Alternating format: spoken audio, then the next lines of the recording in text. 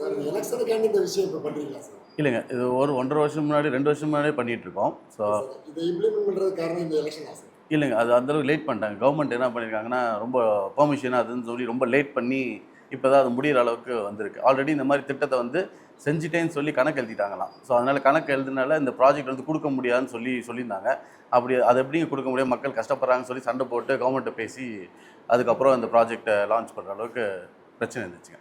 அந்த அறக்கட்டளையிலிருந்து நிதி ஒதுக்கி இதை பண்ணியிருக்கதா நீங்கள் சொல்றீங்க. ஆனால் அந்த நிர்மல் நாகர் வந்து நான் அந்தந்த ஊர்லேயே அமௌண்ட் வசூலிச்சு சொந்த காசை போட்டு தான் இதெல்லாம் பண்ணுறேன்னு அவர் என்ன பல வீடியோவும் வெளியிட்டிருக்காரு. இல்லைங்க, அது வந்து மற்ற ப்ராஜெக்ட் அவர் நிறைய இந்த சொல்லியிருக்காரு சார். அதுக்கான இல்லைங்க, அது இதுக்கு தான் வந்து அவர் கேட்டுட்டு இருந்தார். அந்த நேரத்தில் தான் நாங்கள் வந்து உதவணும்னு சொல்லி இன்றைக்கி தெளிவாக இங்கே இதில் பேசும்போது சொன்னார்.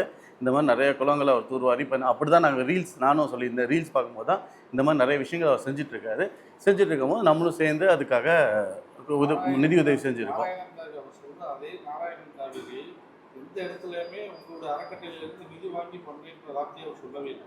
அவர் சொந்தமாக தான் பண்ணிட்டு இருக்கிறார் சொல்லியிருக்காரு. கிராமங்களை வசூல் பண்ணி தான் பண்ணியிருக்காரு. அது நீங்கள் அந்த நாராயண காவேரி போகிற கிராமங்களில் நீங்கள் போய் கேட்டாலே தெரியும்.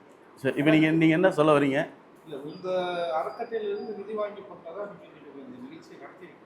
ஆமாம். ஆனால் அவர் என்ன சொல்கிறாரு, அவர் ரீல்ஸ் என்ன போடுறாருன்னா அந்தந்த ஊரில் வசூல் பண்ணி தான் நீங்கள் அந்தந்த ஊரில் வசூல் பண்ணால் வசூல் பண்ணி போட்டேன்னு தான் சொல்லுவாங்க.